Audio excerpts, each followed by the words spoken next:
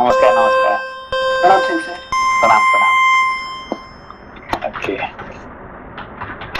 शुरू करें। हाँ। जैसे पेज नंबर 236, विंशः सर्गः। राजा दशरथ की अन्य रानियों का विलाप।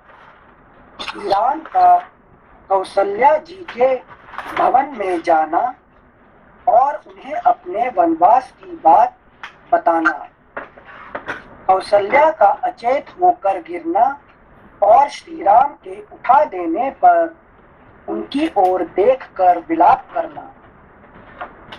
उधर पुरुष सिंह श्री राम हाथ जोड़े हुए ज्यों ही कैकेयी के महल से बाहर निकलने लगे, त्यों ही अंतःपुर में रहने वाली राज महिलाओं का महान आर्तनाद प्रकट हुआ।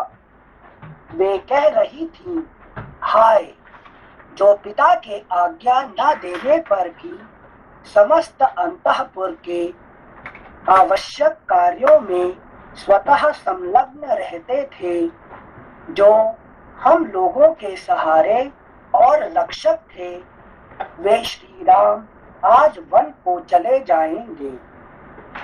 वे रघुनाथ जी जन्म से ही अपनी माता कौशल्या के प्रति सदा जैसा बर्ताव करते थे, वैसा ही हमारे साथ भी करते थे।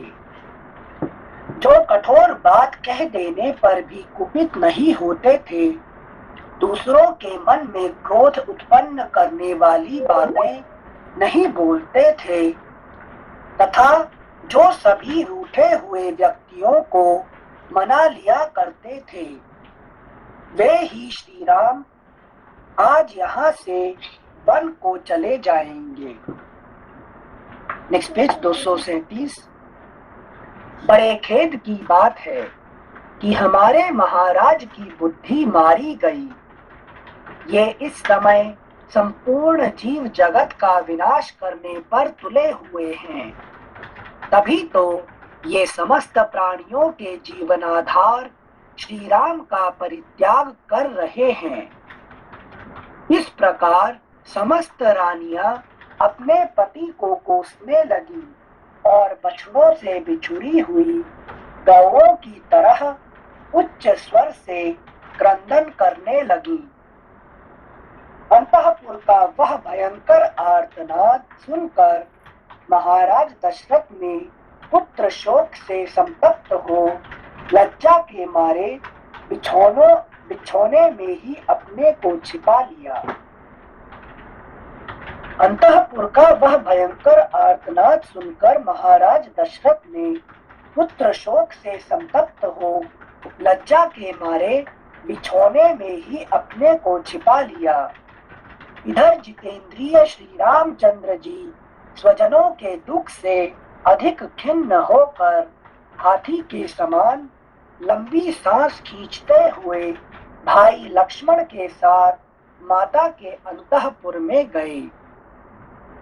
वहां उन्होंने उस घर के दरवाजे पर एक परम पूजित वृद्ध पुरुष को बैठा हुआ देखा। वहां उन्होंने उस घर के दरवाजे पर एक परम पूजित वृद्ध पुरुष को बैठा हुआ देखा और दूसरे भी बहुत से मनुष्य वहां खड़े दिखाई दिए।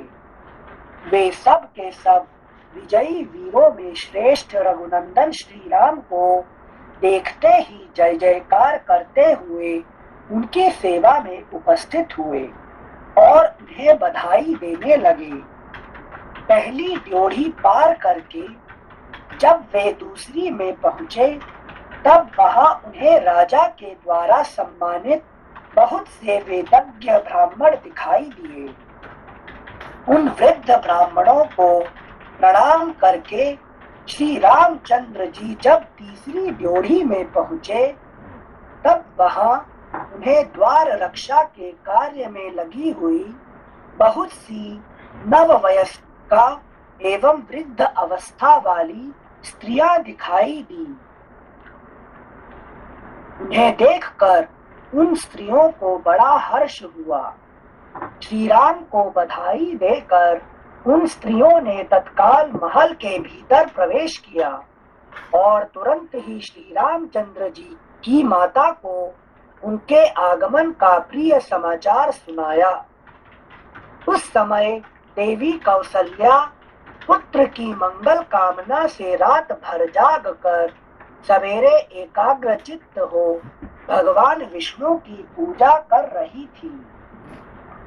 वे रेशमी वस्त्र पहनकर बड़ी प्रसन्नता के साथ निरंतर व्रत परायण होकर मंगल कृत्य पूर्ण करने के पश्चात मंत्रोच्चारण पूर्वक उस समय अग्नि में आहुति दे रही थी।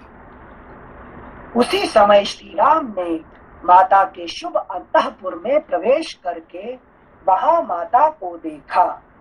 वे अग्नि में हवन करा रही थी। रघुनंदन ने देखा तो वहां देव कार्य के लिए बहुत सी सामग्री संग्रह करके रखी हुई थी। सामग्री संग्रह करके रखी हुई है। दही, अक्षत, घी, मोदक, हविष्य, धान का लावा, सफेद माला, खीर, खिचड़ी, समिधा और भरे हुए कलश, ये सब यहाँ दृष्टिगोचर हुए। उत्तम कांति वाली माता कौसल्या सफेद रंग की रेशमी साड़ी पहने हुए थी।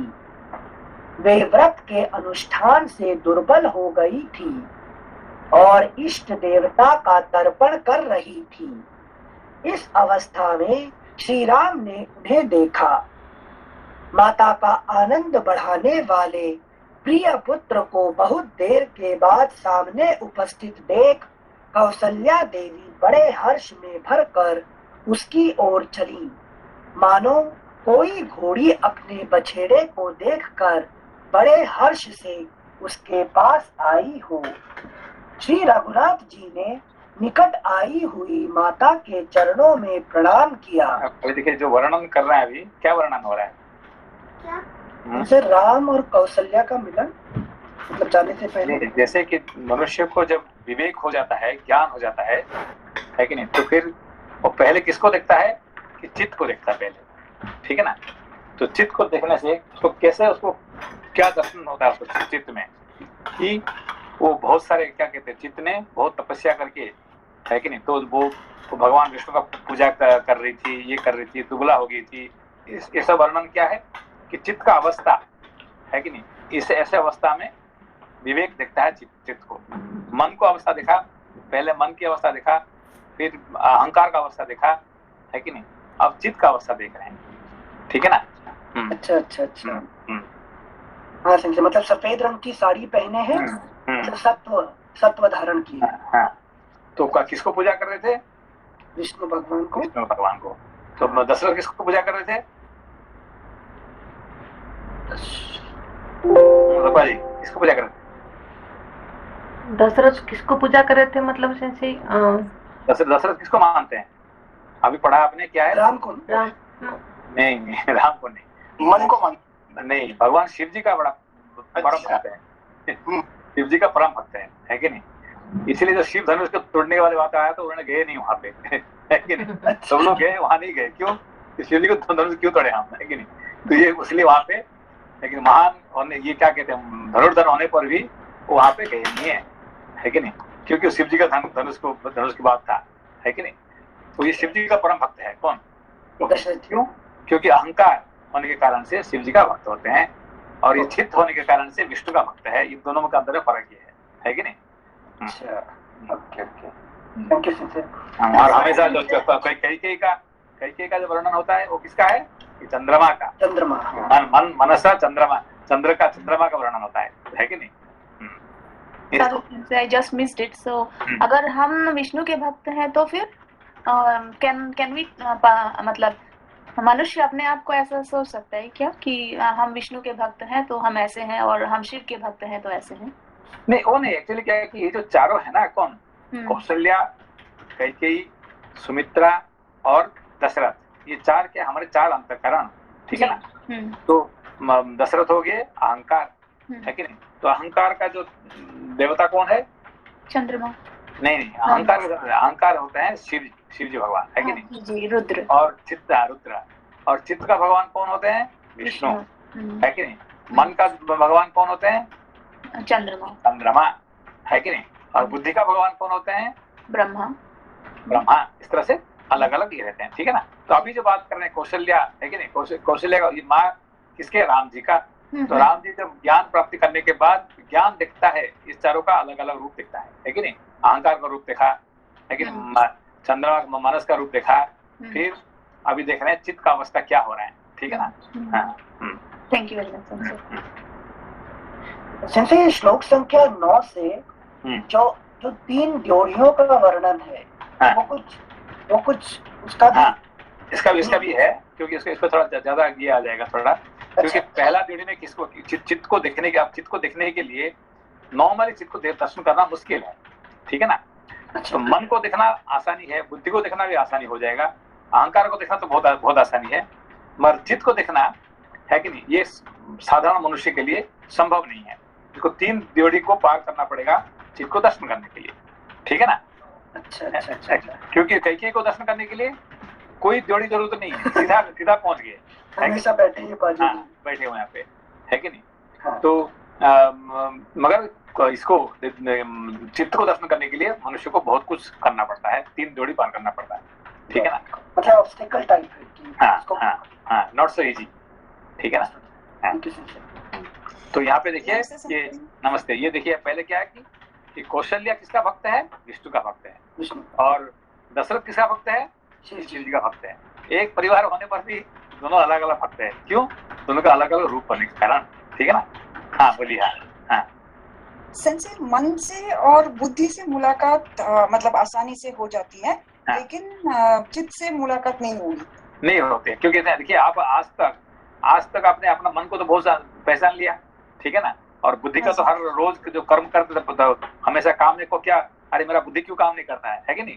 तो कभी कुछ याद नहीं होता, मेरा याद क्यों नहीं रहता है, मेरा ये क्या रहता है? तो आप हमेशा बुद्धि और मन और अहंकार को तो दर्शन हो ही जाता है रोज। और कितने बार आपने चित्त का दर्शन किया अभी तक, आज तक? एक बार भी नहीं। एक बार क्यों नहीं है? क्योंकि उसका 3 ड्योढ़ी पार करना पड़ता है कि नहीं? Thank you Sanjay. और इन 3 ड्योढ़ियों का कोई रिलेशन है जो आपने 3 बार रीडिंग करने के लिए बताए थे शास्त्र का? हाँ, ये भी है, और उसका अंदर आप किसको दर्शन करेंगे तो है कि इसको, अच्छा ठीक है, बाद में इसका, क्योंकि इसका फिर कमेंट्री के साथ पढ़ना, क्योंकि रामायण जो है ना, रामायण एक शास्त्र, जैसे गीता हम पढ़ने के टाइम पे क्या करते हैं? गीता को डायरेक्टली हम नहीं पढ़ते हैं, हम हमेशा कमेंट्री के साथ पढ़ते हैं, शंकराचार्य का कमेंट्री, किसका कमेंट्री के साथ पढ़ते हैं, ठीक है ना? तो ऐसे ही रामायण को शास्त्र के साथ पढ़ने के टाइम पे क्या करेंगे? ठीक समझने के लिए कमेंट्री के साथ पढ़ना पड़ेगा, ठीक है? अभी हम सिर्फ टाइम पास करने के लिए पढ़ रहे हैं कि नहीं? ओके। श्लोक संख्या 20। क्योंकि जब कमेंट्री पढ़ेंगे तो कमेंटेटर बताएंगे भाई ये वृद्ध पुरुष कौन है, ये कौन है, ये सब है कि इसे एक से आपको बताएंगे सब। श्लोक संख्या 20। माता का आनंद बढ़ाने वाले प्रिय पुत्र को बहुत देर के बाद सामने उपस्थित देख कौशल्या देवी बड़े हर्ष में भरकर उसकी ओर चली, मानो कोई घोड़ी अपने बछेड़े को देखकर बड़े हर्ष से उसके पास आई हो। श्री रघुनाथ जी ने निकट आई हुई माता जी है क्या? से जो अपने वेंकटेश्वर सुप्रभा है ना, कौशल्या सुप्रजा रामा। जी। ये कहाँ से मालूम है आपको? कौशल्या सुप्रजा रामा तो विश्वामित्र जब राम जी सोते रहते हैं, उनको जगाने के समय विश्वामित्र जी बोलते हैं ना, कौशल्या सुप्रजा। कैसे मालूम पड़ा आपको? Maybe I don't know. Maybe you have told us. Maybe long before. Okay. Vishwamitra ji Ram ji को जगाने के लिए वो गाते हैं, है कि नहीं? और उसी को वेंकटेश्वर सुप्रभातम में लिया गया। श्रीसा जी इसी में है, इस रामायण में है एक्चुअली। वो जो श्लोक आप जो गाते हैं, उस दिन से आपको बहुत याद कर रहे थे, आप नहीं थे तो आई एम सॉरी। वो एग्जैक्टली कौशल्या कब? मंडे को? नो कई 2 हफ्ते पहले की बात। Okay, thank you sir. Okay, thank you sir. श्लोक संख्या 21। श्री रघुनाथ जी ने निकट आई हुई माता के चरणों में प्रणाम किया और माता कौशल्या ने उन्हें दोनों भुजाओं से कसकर छाती से लगा लिया तथा बड़े प्यार से उनका मस्तक सूंघा। पेज 238। उस समय कौशल्या देवी ने अपने दुर्जय पुत्र श्री रामचंद्र जी से पुत्र स्नेहवश यह प्रिय एवं हितकर बात कही, बेटा तुम धर्मशील, वृद्ध एवं महात्मा राजर्षियों के समान आयु, कीर्ति और कुलोचित धर्म प्राप्त करो। रघुनंदन, अब तुम जाकर अपने सत्य प्रतिज्ञ पिता राजा का दर्शन करो। वे धर्मात्मा नरेश आज ही तुम्हारा युवराज के पद पर अभिषेक करेंगे। यह कहकर माता ने उन्हें बैठने के लिए आसन दिया और भोजन करने को कहा। भोजन के लिए निमंत्रित होकर श्री राम ने उस आसन का स्पर्श मात्र कर लिया। फिर वे अंजलि फैलाकर माता से कुछ कहने को उद्यत हुए। अब देखिए क्या किया उन्होंने, आसन को स्पर्श मात्र कर दिया। उसका मतलब क्या है अनिल जी? इसे ग्रहण कर लिया। ग्रहण नहीं किया है, स्पर्श करने मतलब आई respect but I cannot sit down, है कि नहीं? मैं उसको छू के आपको आपने दिया, मैं आपको उसको रेस्पेक्ट कर रहा हूँ, लेकिन आपने दिया है मगर मैं उसको ग्रहण नहीं कर सकता हूँ, इसमें बैठ नहीं सकता हूँ। क्यों? अभी वो जाना है वन में।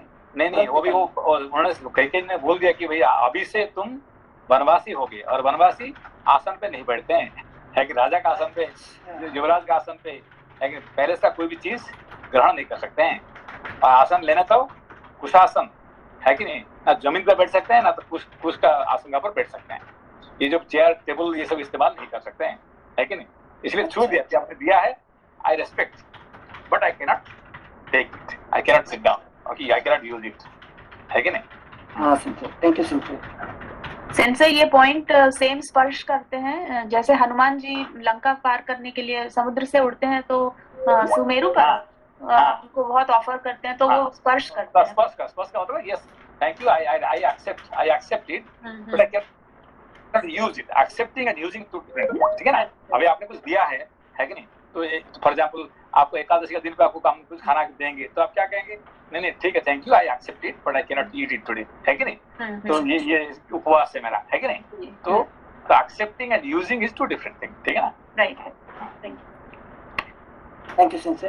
ये माने समझ में आया बात को? कोई किसको आपको दे रहे हैं तो आप उसको खाना नहीं चाहते हैं कि कुछ नहीं करते, आप क्या करें? आप छू के थैंक यू करके उसको टच करने का मतलब I accept you, I respect you, ठीक है ना? अच्छा। मगर कोई बुरा चीज देगा तो आपको दारू देगा, सिगरेट देगा तो भाई sorry, I cannot touch also, है कि नहीं? Right, I cannot touch also, I cannot accept, है कि नहीं? वहां पे आप लग जाता है। हाँ, थैंक यू सेंसे।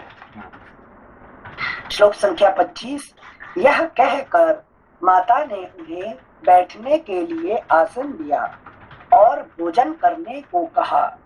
भोजन के लिए निमंत्रित होकर श्री राम ने उस आसन का स्पर्श मात्र कर लिया। स्पर्श मात्र कर लिया, ठीक है ना? हाँ। फिर वे अंजलि फैलाकर माता से कुछ कहने को उद्यत हुए। अभी क्या किया कि अंजलि फैला के मतलब क्या है? अंजलि मुद्रा से आपको क्या कुछ भीख मांगने के लिए अंजलि मुद्रा करना पड़ता है, ठीक है ना? तो भीख मांग रहे हैं अभी, है कि नहीं? तो अंजलि मुद्रा हमेशा कोई भीख मांगने के लिए से, तो अभी अंजलि मुद्रा दिखा रहे हैं, इसका मतलब मुझे कुछ आपसे कुछ चाहिए, ठीक है ना? श्लोक संख्या 26। वे स्वभाव से ही विनयशील थे तथा माता के गौरव से भी उनके सामने नतमस्तक हो गए थे। उन्हें दंडकारण्य को प्रस्थान करना था, अतः वे उसके लिए आज्ञा लेने का उपक्रम करने लगे। उन्होंने तो जिसका अरण्य का नाम क्या है? दंडकारण्य। दंडकारण्य क्या होता है? दंडका आरण्य। So aranya means jungle and dandaka is punishment. What punishment? And I don't know, Sensei. When you punish yourself, that's called दंडका, है कि नहीं? तो when you punish yourself means when you punish yourself, when you do tapas, ठीक है ना? जब तप करते हैं तो आप अपने को, है कि नहीं, पनिश करते हैं, ठीक है ना? You are punishing, है कि नहीं? नहीं कम खाना है कि नहीं? धूप में ये रहना है, ये करना है, जितने you are punishing yourself, not punishing somebody else, Right. है कि नहीं? हाँ, तो दंडका आरण्य, so that is the place for tapas. जी जी। श्रीशैलम जाने के I think no my near मेरे घर के पास ही, नॉट घर के पास बट इन ईस्ट गोदावरी। हाँ, उसी एरिया में। हाँ, understood. Yes. Thank you sensei. श्लोक संख्या 26। वे स्वभाव से ही विनय, इसीलिए गोदावरी जो है ना, Godavari is one of the 7 main rivers. Gange च यमुने चैव, गंगे च यमुने चैव गोदावरी, 3 नंबर में गोदावरी आता है। क्यों? गोदावरी जे वो दंडकारण्य की जगह आता है, ठीक है ना, इसीलिए 3 नंबर पे आता है जी। Thank you sensei. श्लोक संख्या 26। वे स्वभाव से ही विनयशील थे तथा माता के गौरव से भी उनके सामने नतमस्तक हो गए थे। उन्हें दंडकारण्य को प्रस्थान करना था, अतः वे उसके लिए आज्ञा लेने का उपक्रम करने लगे। उन्होंने कहा, देवी, निश्चय ही तुम्हें मालूम नहीं है, तुम्हारे ऊपर महान भय उपस्थित हो गया है। इस समय मैं जो बात कहने जा रहा हूँ उसे सुनकर तुमको, सीता को और लक्ष्मण को भी दुख होगा, तथापि कहूँगा, अब तो मैं दंडकारण्य में जाऊंगा, अतः ऐसे बहुमूल्य आसन की मुझे क्या आवश्यकता है। अब मेरे लिए अभी ऐसे बहुमूल्य आसन जो है मुझे नहीं चाहिए, ठीक है ना? अब मेरे लिए यह कुश की चटाई पर बैठने का समय आया है। मैं राजभोग्य वस्तु का त्याग करके मुनि की भांति कंदमूल और फलों से जीवन निर्वाह करता हुआ 14 वर्षों तक निर्जन वन में निवास करूंगा। महाराज युवराज का पद भरत को दे रहे हैं और मुझे तपस्वी बनाकर दंडकारण्य में भेज रहे हैं, अतः 14 वर्षों तक निर्जन वन में रहूंगा और जंगल में सुलभ होने वाले बलकल आदि को धारण करके फल मूल के आहार से जीवन निर्वाह करता रहूंगा। यह देखिए, मैं जो कहने क्या है कि मैं निर्जन, अभी एक यहाँ पे जो क्या कहें, कैकेयी से बात, ये कौशल्या से बात होता है ना, हर शब्द का भी महत्व रहता है, ठीक है ना? वो क्या कहते हैं कि मैं दंडकारण्य में जाऊंगा और मैं निर्जन वन में रहूंगा। क्या बोले? निर्जन में। वहाँ पे कोई नहीं है क्या? वहाँ तो ऋषि मुनि सब है, तो निर्जन वन कैसे हुआ है? प्रजा वर्ग नहीं रहेगा, प्रजा निर्जन मतलब जब तपस में रहते हैं तो क्या होता है कि कोई मनुष्य आपके लिए है कि, अभी देखिए, अभी हम लोग कितने सारे हैं, इतने सारे मिलकर पढ़ रहे हैं, मगर अभी कोई है, आपको कुछ है क्या पता चल रहा है? नहीं, ये सब होते हुए भी आप निर्जन है। क्यों? ज्ञान के साथ जब रहते हैं तो निर्जन होते हैं, ठीक है ना? अच्छा, अभी सारे मिलके पढ़ रहे हैं, तो मिलके पढ़ रहे हैं क्या? कौन पढ़ रहा है? मैं अकेला पढ़ रहा हूँ, है कि नहीं? शास्त्र पढ़ते हैं, ये नहीं सब मिलके पढ़ रहे थे, है कि नहीं? हमारे साथ ये भी थे, वो भी थे, है कि नहीं? है कि नहीं? ये नहीं कह सकते हैं कि कौन पढ़ रहा था, मैं अकेला पढ़ रहा था, है कि नहीं? Got it. मतलब लोग रहेंगे वहाँ पर, लेकिन मैं तपस में हूँ तो मुझे पता नहीं है कौन है कौन। तो I am not interested about anybody else, है कि नहीं? कौन है, क्या कर रहा था, उसका क्या ये था, कौन सा कपड़ा पहन रहा था, कौन सा गाड़ी चला रहा था, I have nothing to do with that. मैं अपने कर्म पे मैं हूँ, ठीक है ना? Understood sensei, thank you sensei. इस डेफिनेशन के हिसाब से मुझे जाने की कहीं जरूरत नहीं है। You can remain in the Delhi, or you can remain in Tokyo, or you can remain in Bangalore, but you can be निर्जन, ठीक है? Thank you, sensei. Yes, clear now. श्लोक संख्या 31। अतः 14 वर्षों तक निर्जन वन में रहूंगा, और जंगल में सुलभ होने वाले वलकल आदि को धारण करके फल मूल के आहार से ही जीवन निर्वाह करता रहूंगा। यह अप्रिय बात सुनकर वन में फरसे से काटी हुई शाल वृक्ष की शाखा के समान कौसल्या देवी सहसा पृथ्वी पर गिर पड़ी, मानो स्वर्ग से कोई देवांगना भूतल पर आ गिरी हो। जिन्होंने जो क्या है कि स्वर्ग से आई देवांगना, है कि नहीं, तो वो गिर जाती है कि नहीं। इसकी क्या कहा गया कि देवांगना, है कि नहीं, जो स्वर्ग से आई हुई है चित्त जो है वो कौशल्या गिर जाती है, ठीक है ना। गिर जाती है मतलब चित्त जो है अभी तक वो बड़े खुशी थे। क्यों खुशी है? एक तो राम युवराज बनेंगे, मेरा बेटा है, मेरा साथ ये है। अभी तो उसका very happy, happiest person who was Kaushalya happiest. इतने दिन के बाद, इतने सालों के बाद भगवान मेरा बात सुने, और आज जब सुने कि भाई वो मेरे छोड़ के 14 साल अलग हो जाएंगे, तो क्या होते हैं कि साल वृक्ष जैसे वो गिर जाती है कि नहीं। अच्छा मतलब चित्त भ्रमित नहीं हो जाता ना, भूतल पर गिरना ऐसा नहीं कि संसार में भ्रमित नहीं है, मतलब उसका उससे छीन लेते हैं। Okay thank you. श्लोक संख्या 33। जिन्होंने जीवन में कभी दुख नहीं देखा था, जो दुख भोगने के योग्य थी ही नहीं, उन्हीं माता कौशल्या को कटी हुई कदली की भांति अचेत अवस्था में भूमि पर पड़ी देख श्री राम ने हाथ का सहारा देकर उठाया। जैसे कोई घोड़ी, इसको किसके लिए कौन उठाता है? चित्त को कौन उठाता है? ज्ञान उठाता है, ठीक है। जब चित्त लेकिन उसका असहाय अवस्था में गिर जाता है तो उसको ज्ञान विवेक उसको जगाता है, ठीक है ना। हाँ सर, कदली की विवेचना किसके संसार के लिए दिखाने के लिए दी है? कदली की भांति अचेत अवस्था में। हाँ, तो हमेशा एग्जाम्पल जब गिरने की वाली बात होता है ना, तो कदली वृक्षवत होता है, तो कदली लेकिन जैसे कि केले जैसे गिरता है ऐसे ही गिर जाता है। अच्छा। एग्जाम्पल हमेशा कदली की बात करते हैं, लेकिन केले के।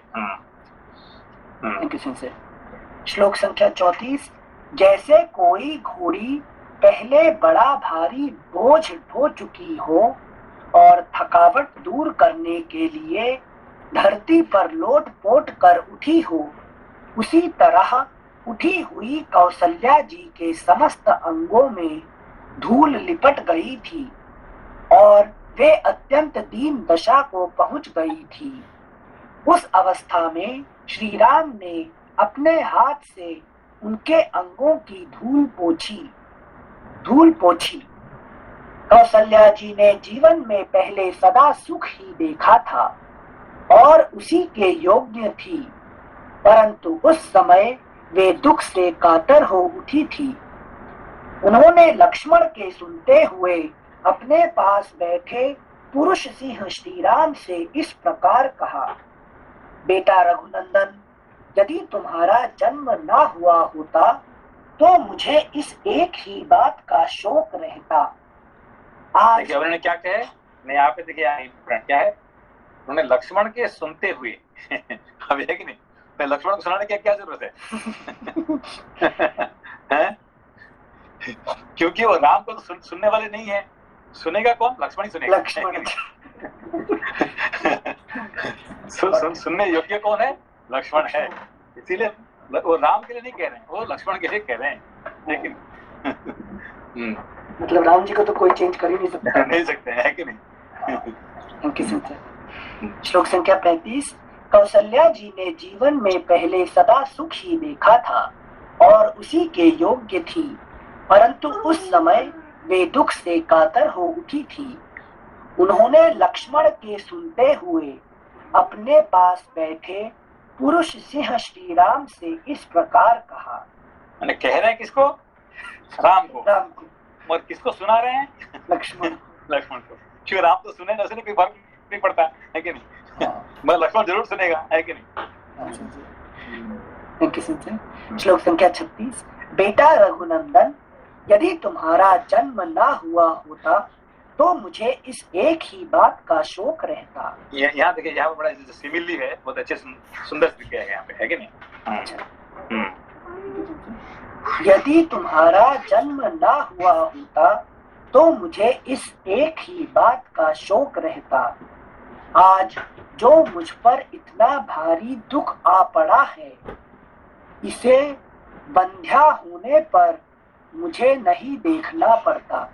ये जो कहे कि जिसका बच्चे नहीं हैं उनको ज्यादा दुख नहीं है, और जिसका बच्चे हैं उनको ज्यादा दुख, ये यही यहाँ संसार में है। जिसका बच्चे नहीं है उसका एक दुख है, चलो मेरा बच्चा नहीं है, वो तो एक तो दुख रहेगा, है कि? मगर जिसका बच्चा है और किसी कारण से किसी भी ना गलत ये हो गया, ना तो कहीं भाग गया, तो कोई जल्दी से उसका खत्म हो गया, कि कुछ भी एक कारण हो जाता है, तो उससे दुखी और कोई होता ही नहीं है कि नहीं? ये एग्जाम्पल देते हैं। हाँ, कि it's better to not to have a child then if you have a child, the child should be as per your wish, है कि नहीं? अच्छा। Thank you Sanjay. श्लोक संख्या 37। बेटा, बंध्या को एक मानसिक शोक होता है, उसके मन में यह संताप बना रहता है कि मुझे कोई संतान नहीं है। बस इतना ही दुख है उसको, है कि नहीं? इसके सिवा दूसरा कोई दुख उसे नहीं होता। ये होता है। Next page 239। बेटा राम, पति के प्रभुत्व काल में एक ज्येष्ठ पत्नी को जो कल्याण या सुख प्राप्त होना चाहिए, वह मुझे पहले कभी नहीं देखने को मिला। देखिए सुना क्या बोले हैं? अच्छा हाँ, कई कोई प्यार करते थे ना दशरथ जी। क्योंकि एक राजा का जो बड़ी रानी होती है उसको जो मिलना चाहिए था, कभी मिला है क्या? नहीं मिला। सिर्फ मन की बात सुनते रहे हमेशा। ये किसकी कहानी है? मेरी कहानी सुनते। और पड़ोसी आएगा सुनते इसके। तो हम लोग किसको प्यार ज्यादा करते हैं? अपना मन की बात, है कि नहीं? मन की बात करते हैं, है कि नहीं? कोई सुनते ही नहीं है, यही कह रहे हैं यहाँ पे, है कि नहीं? रानी तो बड़ी रानी होगी, है कि नहीं? ज्येष्ठ पत्नी होगी कौशल्या, मगर राजा कभी पूछे ही नहीं उनसे, है कि नहीं? बात ही नहीं की। Thank you Sanjay. श्लोक संख्या 38। बेटा राम, पति के प्रभुत्व काल में एक ज्येष्ठ पत्नी को जो कल्याण या सुख प्राप्त होना चाहिए, वह मुझे पहले कभी नहीं देखने को मिला। देखो क्या कह रहे हैं, सीधी बात कर रहे हैं कि मेरा पति मुझे कभी प्यार किया ही नहीं है कि नहीं? सीधी कह रहे हैं कि नहीं? तो पत्नी का ये जो है कि नहीं, कौशल्या जैसे पत्नी का ऐसे कहना कितने सच्ची बात है कि नहीं? संजय का वो दशरथ जी को मुंह पर भी जाकर कहेंगी। नहीं, मुंह पे ही कह रहे हैं ना, अभी क्या मुंह पे ही कह रहे हैं। अभी राम जी को कहना तो थोड़ी नहीं बैठेगा, तो कहेंगे ना ऐसे। ये दशरथ को कहना और राम को कहना एक ही बात है। अच्छा। नहीं, मैं उस कॉन्टेक्स्ट में बोल रहा था, जैसे हमारा चित्त बोलता है ये इम्पोर्टेंट है, फिर उसको सप्रेस कर देते हैं ना, और फिर से मन में लग जाते हैं। तो वो चीज के लिए कौशल्या याद दिला रही है राम को, और राम को विवेक तो है ही ना, लेकिन अहंकार तो फिर भी इग्नोर करेगा। देखिए इंटरेस्टिंग है ये। अच्छा। श्लोक संख्या 38। बेटा राम, पति के प्रभुत्व काल में एक ज्येष्ठ पत्नी को जो कल्याण या सुख प्राप्त होना चाहिए, वह मुझे पहले कभी नहीं देखने को मिला। सोचती थी पुत्र के राज्य में मैं सब सुख देख लूंगी, और इसी आशा से मैं अब तक जीती रही। बड़ी रानी को, क्योंकि कम से कम पति से तो कुछ नहीं मिला, है कि नहीं? कम से कम बेटा से मिल जाएगा, है कि नहीं? बेटा राजा बन जाएगा तो मुझे तो कम से कम सुख तो मिलेगा, है कि नहीं? ऐसे में वेट अभी तक मैं जिंदा अभी तक था, है कि नहीं? थी, लेकिन अब दिखाई कि वो भी खत्म होने जा रहे हैं, ठीक है ना? श्लोक संख्या 39। बड़ी रानी होकर भी मुझे अपनी बातों से हृदय को विदीर्ण कर देने वाली छोटी सौतों के बहुत से अप्रिय वचन सुनने पड़ेंगे। स्त्रियों के लिए इससे बढ़कर महान दुख और क्या होगा। अतः मेरा शोक और विलाप जैसा है उसका कभी अंत नहीं है। लेकिन अभी तक दुख था और आगे बहुत दुख रहेगा, है कि नहीं? तात, तुम्हारे निकट रहने पर भी मैं इस प्रकार सौतों से तिरस्कृत रही हूँ, फिर तुम्हारे परदेश चले जाने पर मेरी क्या दशा होगी। उस दशा में तो मेरा मरण ही निश्चित है। पति की ओर से मुझे सदा अत्यंत तिरस्कार अथवा कड़ी फटकार ही मिली है, कभी प्यार और सम्मान नहीं प्राप्त हुआ है। मैं कैकेयी की दासियों के बराबर अथवा उनसे भी गई बीती समझी जाती हूँ। हाँ, मथुरा का ज्यादा सम्मान है और कौशल्या का सम्मान नहीं है, लेकिन ये कह रहे हैं, लेकिन दासियों का ज्यादा, कैकेयी के दासियों का ज्यादा सम्मान है, लेकिन कौशल्या का कोई सम्मान नहीं है। श्लोक संख्या 43। जो कोई मेरी सेवा में रहता या मेरा अनुसरण करता है वह भी कैकेयी के बेटे को देखकर चुप हो जाता है, मुझसे बात नहीं करता है।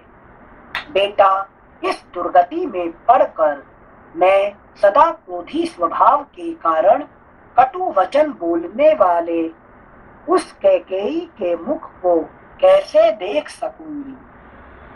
रघुनंदन, तुम्हारे उपनयन रूप द्वितीय जन्म लिए 17 वर्ष बीत गए, अर्थात तुम अब 27 वर्ष के हो गए। अब तक मैं यही आशा लगाए चली आ रही थी कि अब मेरा दुख दूर हो जाएगा। राघव, अब इस बुढ़ापे में इस तरह सौतों का तिरस्कार और उससे होने वाले महान अक्षय दुख को मैं अधिक काल तक नहीं सह सकती। पूर्ण चंद्रमा के समान तुम्हारे मनोहर मुख को देखे बिना मैं दुखिनी दयनीय जीवन वृत्ति से रहकर कैसे निर्वाह करूंगी। बेटा, यदि तुझे इस देश से निकल ही जाना है तो मुझ भाग्यहीन ने बारंबार उपवास, देवताओं का ध्यान तथा बहुत से परिश्रम जनक उपाय करके व्यर्थ ही तुम्हारा इतने कष्ट से पालन पोषण किया। चित्त ने कैसे क्या क्या किए हैं, ऐसे है कि नहीं। उपवास करना, तपस्या, ऐसे जितने सारे काम कौन करते हैं, ये हमारा चित्त करता है, ठीक है ना। श्लोक संख्या 48। बेटा, यदि तुझे इस देश से निकल ही जाना है तो मुझ भाग्यहीन ने बारंबार उपवास, देवताओं का ध्यान तथा बहुत से परिश्रम जनक उपाय करके व्यर्थ ही तुम्हारा इतने कष्ट से पालन पोषण किया है। श्लोक संख्या 49। मैं समझती हूँ कि निश्चय ही यह मेरा हृदय बड़ा कठोर है, जो तुम्हारे बिछोह की बात सुनकर भी वर्षा काल के नूतन जल के प्रवाह से टकराए हुए महानदी के कगार की भांति फट नहीं जाता है। निश्चय ही मेरे लिए कहीं मौत नहीं है, यमराज के घर में भी मेरे लिए जगह नहीं है। तभी तो जैसे किसी रोती हुई मृगी को सिंह जबरदस्ती उठा ले जाता है, उसी प्रकार यमराज मुझे आज ही उठा ले जाना नहीं चाहता है। निश्चय ही मेरे लिए कहीं मौत नहीं है, यमराज के घर में भी मेरे लिए जगह नहीं है। तभी तो जैसे किसी रोती हुई मृगी को सिंह जबरदस्ती उठा ले जाता है, उसी प्रकार यमराज मुझे आज ही उठा ले जाना नहीं चाहता है। अवश्य ही मेरा कठोर हृदय लोहे का बना हुआ है, जो पृथ्वी पर पड़ने पर भी ना तो फटता है और ना टूक टूक हो जाता है। इसी दुख से व्याप्त हुए इस शरीर के भी टुकड़े टुकड़े नहीं हो जाते हैं। निश्चय ही मृत्यु काल आए बिना किसी का मरण नहीं होता है। हम मरना चाहते हैं तो भी मृत्यु नहीं आएगा, क्योंकि वो मरण का समय नहीं आया। ठीक है ना, कोई मरना चाहते इतनी जल्दी मर नहीं सकता है कि नहीं। जैसे चित्त क्यों इतना वीक फील करने लगता है ऐसे? क्योंकि वही कहना कि देखिए मैंने इतने साल वेट कर रहा था किसी लिए कि एक दिन राम मेरा है कि जब राम राज करेंगे तो फिर मेरा सुख आ जाएगा, चित्त को चाहता था। अब जब राम आए 27 साल मैंने वेट किया और आज राम आके फिर चले जाएंगे तो फिर मेरा क्या हो, है कि नहीं। अच्छा, राम आकर फिर चले जाएंगे मतलब मैंने मोक्ष अचीव नहीं किया। हाँ, नहीं किया, और ज्ञान आया और ज्ञान चला गया, फिर वही है कि संसार में मैं फंस के रहूंगा तो फिर क्या मतलब है।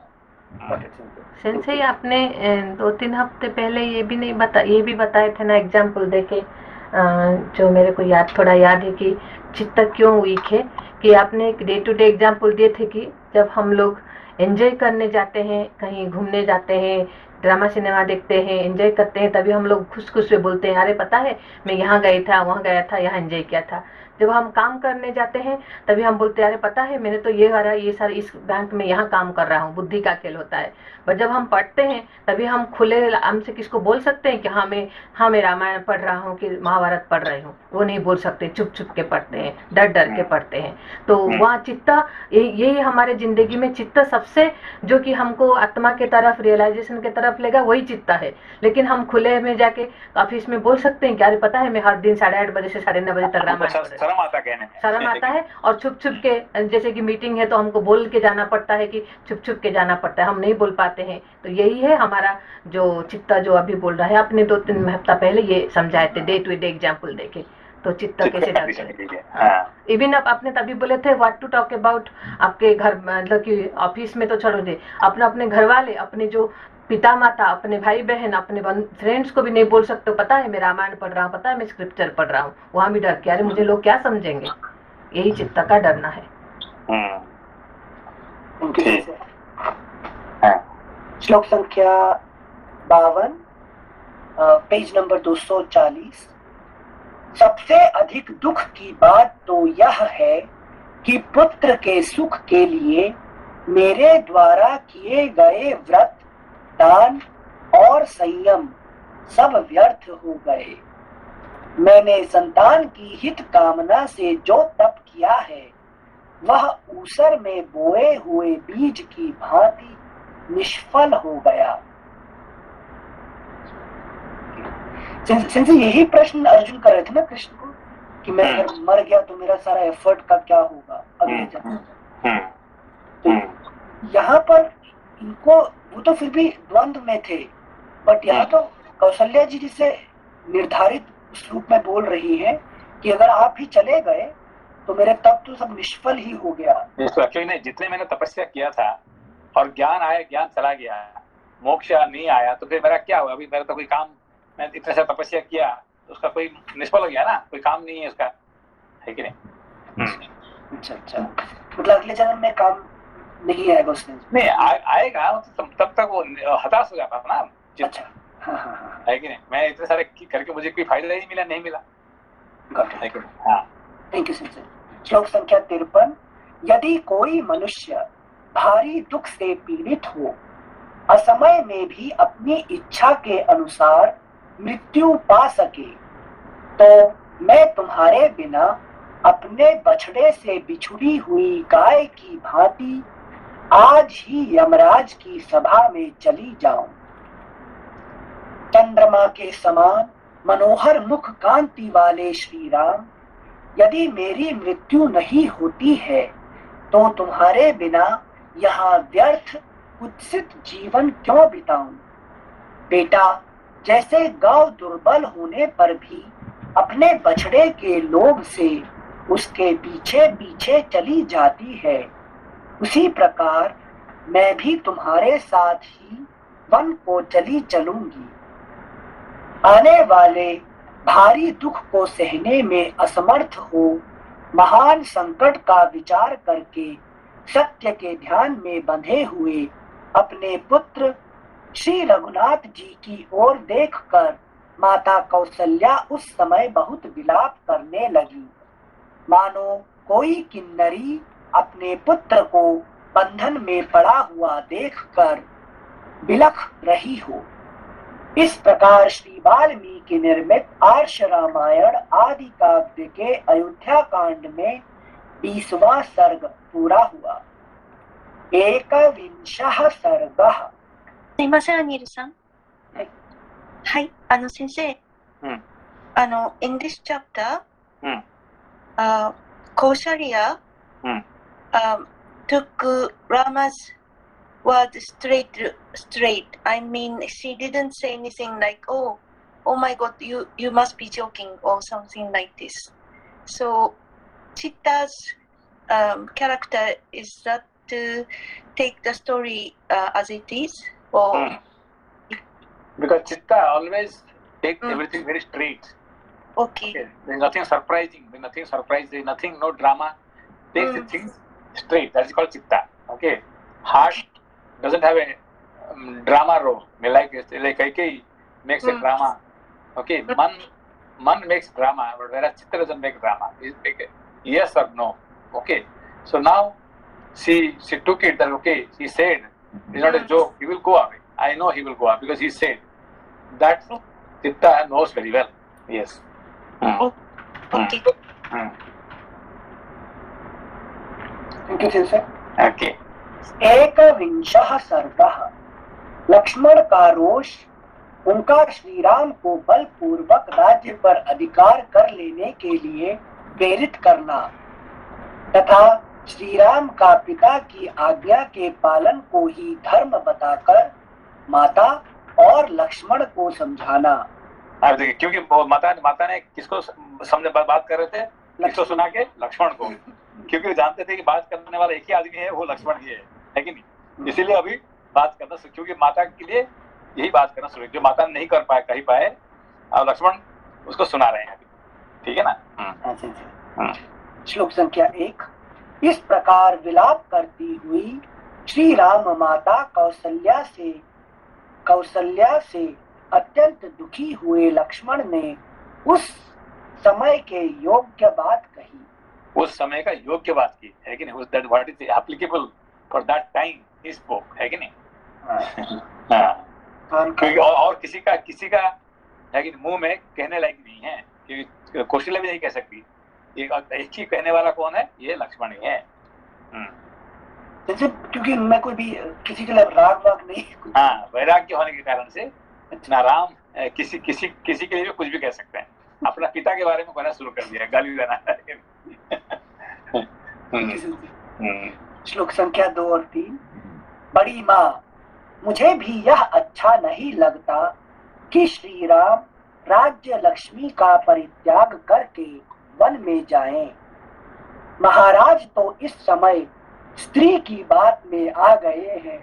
देखा, माँ नहीं कह रहे, स्त्री के बात में आ गए, लेकिन राम जी कहे मेरा माँ के साथ बात कर रहे हैं, ये कहने की स्त्री की बात है कि नहीं? महाराज तो इस समय स्त्री की बात में आ गए हैं, इसलिए उनकी प्रकृति विपरीत हो गई है। विपरीत होगी, हर बात की विपरीत होगी। पिता के बारे में कह रहे हैं कि नहीं? एक तो वे बूढ़े हैं, दूसरे विषयों ने उन्हें वश में कर लिया है, अतः कामदेव के वशीभूत हुए वे नरेश कैकेयी जैसी स्त्री की प्रेरणा से क्या नहीं कर सकते। क्या कैसे बात करेंगे? कैसे बात अपने पिताजी के बारे में कह रहे हैं, है कि नहीं? पूर्ण वैराग्य।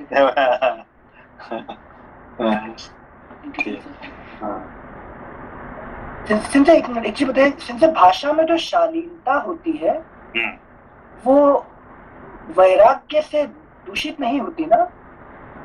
मतलब नहीं, एक्चुअली वैराग्य किसी को राग नहीं होने के कारण से कुछ भी कह सकता है। यही वैराग्य का है कि नहीं? वैराग्य जब अगर राम साथ में नहीं होते हैं तो फिर क्या कुछ भी कर सकते थे, है कि नहीं? अपने पिताजी को वहां से जान से मार देने भी उनका कोई है कि नहीं, ये सरप्राइजिंग कुछ नहीं था, है कि नहीं? ये राम साथ में है इसीलिए दुनिया बचा हुआ है कि नहीं? Got it. मतलब वैराग्य अलोन इज डेंजरस है। हाँ, डेंजरस है कि नहीं? अच्छा, हाँ, थैंक यू सर। श्लोक संख्या 3 एक बार फिर से पढ़ते हैं। बड़ी माँ, मुझे भी यह अच्छा नहीं लगता कि श्री राम राज्य लक्ष्मी का परित्याग करके वन में जाएं। महाराज तो इस समय स्त्री की बात में आ गए हैं, इसलिए उनकी प्रकृति विपरीत हो गई है। एक तो वे बूढ़े हैं, दूसरे विषयों ने उन्हें वश में कर लिया है। अतः कामदेव के वशीभूत हुए वे नरेश कैकेयी जैसी स्त्री की प्रेरणा से क्या नहीं कह सकते हैं। मैं श्री रघुनाथ जी का ऐसा कोई अपराध या दोष नहीं देखता जिससे इन्हें राज्य से निकाला जाए और वन में रहने के लिए विवश किया जाए।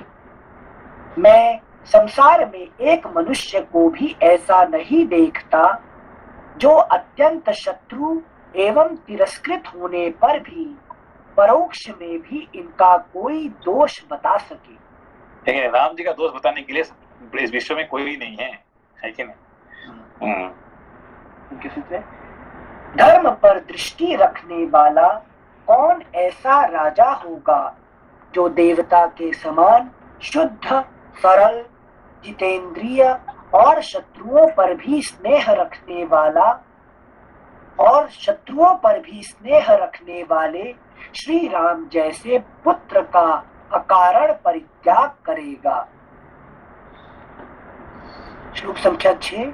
धर्म पर दृष्टि रखने वाला कौन ऐसा राजा होगा जो देवता के समान शुद्ध, सरल, जितेंद्रिय और शत्रुओं पर भी स्नेह रखने वाले श्री राम जैसे पुत्र का अकारण परित्याग करेगा।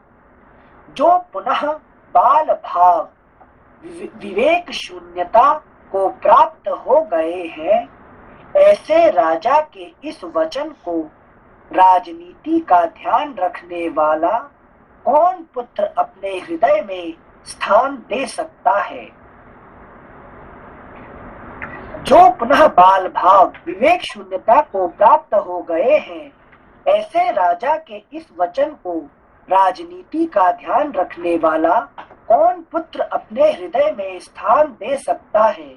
मतलब राजा इतने जो पागल जैसे राजा है, उसका बात कौन सुनेगा? उसको किसी को सुनना नहीं चाहिए। ठीक है। अच्छा। हमने विवेक शून्य मतलब सोचा विवेक अर्थात राम और उनसे शून्य। नहीं, वही है विवेक शून्य, वही है। राम शून्य तो हो गया तो विवेक शून्य हो गया ना। अगर दशरथ राम को शून्य कर रहे हैं, उसका मतलब विवेक शून्य हो गया।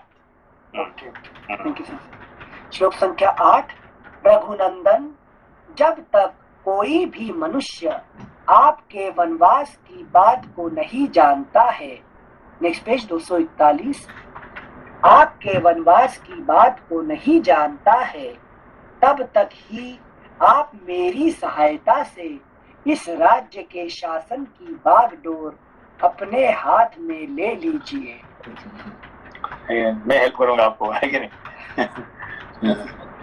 रघुवीर, जब मैं धनुष लिए आपके पास रहकर आपकी रक्षा करता रहूं और आप काल के समान युद्ध के लिए डट जाएं, उस समय आपसे अधिक पौरुष प्रकट करने में कौन समर्थ हो सकता है।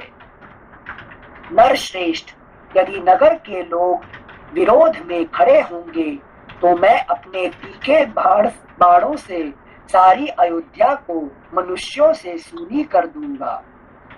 जो भरत का पक्ष लेगा अथवा केवल जो उन्हीं का हित चाहेगा, उन सब का मैं वध कर डालूंगा, क्योंकि जो कोमल या नम्र होता है उसका सभी तिरस्कार करते हैं। यदि कैकेयी के प्रोत्साहन देने पर उसके ऊपर संतुष्ट हो पिताजी हमारे शत्रु बन रहे हैं, तो हमें भी मोह ममता छोड़कर इन्हें कैद कर लेना या मार डालना चाहिए। औरंगजेब का स्टोरी है। वैराग्य, क्योंकि यदि गुरु भी घमंड में आकर कर्तव्य अकर्तव्य का ज्ञान खो बैठे और कुमार्ग पर चलने लगे तो उसे भी दंड देना आवश्यक हो जाता है। पुरुषोत्तम राजा किस बल का सहारा लेकर अथवा किस कारण को सामने रखकर आपको न्यायतः प्राप्त हुआ यह राज्य अब कैकेयी को देना चाहते हैं। शत्रु दमन श्री राम आपके और मेरे साथ भारी वैर बांधकर इनकी क्या शक्ति है कि यह राज्य लक्ष्मी ये भरत को दे दे। देवी बड़ी माँ, मैं सत्य, धनुष, दान तथा यज्ञ आदि की शपथ खाकर तुमसे सच्ची बात कहता हूँ कि मेरा अपने पूज्य भ्राता श्री राम में हार्दिक अनुराग है। ठीक है ना, ये वैराग्य क्या कहता है? मेरा अनुराग है किसके साथ? ज्ञान मोक्ष, ज्ञान के विवेक ज्ञान मोक्ष के साथ सदा अनुराग है। श्लोक संख्या 17। देवी आप विश्वास रखें। एक मिनट, आपने जो भी बताया जो इस पे छोटा सा पॉइंट पूछना है। जैसे पहले वैराग्य आएगा तब विवेक डेवलप होगा या विवेक आने से वैराग्य हो जाएगा? ये विवेक आने से एक्चुअली के दो प्रकार के होते हैं। वैराग्य से विवेक होता है और विवेक से वैराग्य होता है। ठीक है ना, तो विवेक से जो वैराग्य होता है वो स्थिर रहता है कि नहीं? उसको कहते हैं पर वैराग्य, है कि नहीं? ये इटर्नल वैराग्य होता है कि नहीं? विवेक के बाद जो विवेक है, इसलिए राम के बाद लक्ष्मण आते हैं, है कि नहीं? पहले लक्ष्मण नहीं है, बड़े होते हैं राम, उसके बाद लक्ष्मण होते हैं। ठीक है ना, विवेक के बाद वैराग्य, ठीक है ना? तो फिर परमानेंट रहता है वो। Thank you. श्लोक संख्या 17। देवी आप विश्वास रखें, यदि श्री राम जलती हुई आग में या घोर वन में प्रवेश करने वाले होंगे तो मैं इनसे भी पहले उसमें प्रविष्ट हो जाऊंगा। इस समय आप रघुनाथ जी तथा अन्य सब लोग भी मेरे पराक्रम को देखें। जैसे सूर्य उदित होकर अंधकार का नाश कर देता है, उसी प्रकार मैं भी अपनी शक्ति से आपके सब दुख दूर कर दूंगा। जो कैकेयी में आसक्त चित्त होकर दीन बन गए हैं, बाल भाव अविवेक में स्थित हैं और अधिक बुढ़ापे के कारण निंदित हो रहे हैं, उन वृद्ध पिता को मैं अवश्य मार डालूंगा। यहाँ तो मैं मारने के लिए तैयार हो गया, है कि नहीं? मर्जी डेंजरस है ना, तो ये वैराग्य की शक्ति है कि नहीं? महामनस्वी लक्ष्मण के ये ओजस्वी वचन सुनकर शोक मग्न कौसल्या श्री राम से रोती हुई बोली, बेटा तुमने अपने भाई लक्ष्मण की कही हुई सारी बातें सुन ली। यदि जचे तो अब इसके बाद तुम जो कुछ करना उचित समझो उसे करो। वो खुश हो तुमसे बट चित्त फिर भी कह रहा है क्या विवेक तुम डिसाइड करो। ठीक है ना? मेरी सौत की कही हुई अधर्म युक्त बात सुनकर मुझ शोक से संतप्त हुई माता को छोड़कर तुम्हें यहाँ से नहीं जाना चाहिए। धर्मिष्ठ तुम धर्म को जानने वाले हो, इसलिए यदि धर्म का पालन करना चाहो तो यही रहकर मेरी सेवा करो और इस प्रकार परम उत्तम धर्म का आचरण करो। वत्स अपने घर में नियम पूर्वक रहकर माता की सेवा करने वाले काश्यप उत्तम तपस्या से युक्त हो स्वर्ग लोक में चले गए थे। Next page 242। जैसे गौरव के कारण राजा तुम्हारे पूज्य हैं, उसी प्रकार मैं भी हूँ। मैं तुम्हें वन जाने की आज्ञा नहीं देती, अतः तुम्हें यहाँ से मन को नहीं जाना चाहिए। पिता ने कहा कि तुम जाओ जंगल और मैं कह रहा मत जाओ, तो भी मैं भी तो कुछ हूं ना, है कि नहीं? मैं भी तुमको जन्म दिया था मैंने, है कि नहीं? देखिए सुनते श्लोक संख्या 26। तुम्हारे साथ इनके चबा कर रहना भी मेरे लिए श्रेयस्कर है, परंतु तुमसे विलग हो जाने पर ना मुझे इस जीवन से कोई प्रयोजन है और ना सुख से। ये इम्पोर्टेंट टॉपिक है, तो इसलिए कल पढ़ेंगे इसको, जो सुबह करके पढ़ना पड़ता है, ठीक है ना? यस थैंक यू प्रणाम सेंसे। सेंसे। नमस्ते। प्रणाम। नमस्ते नमस्ते सेंसे। नमस्ते नमस्ते।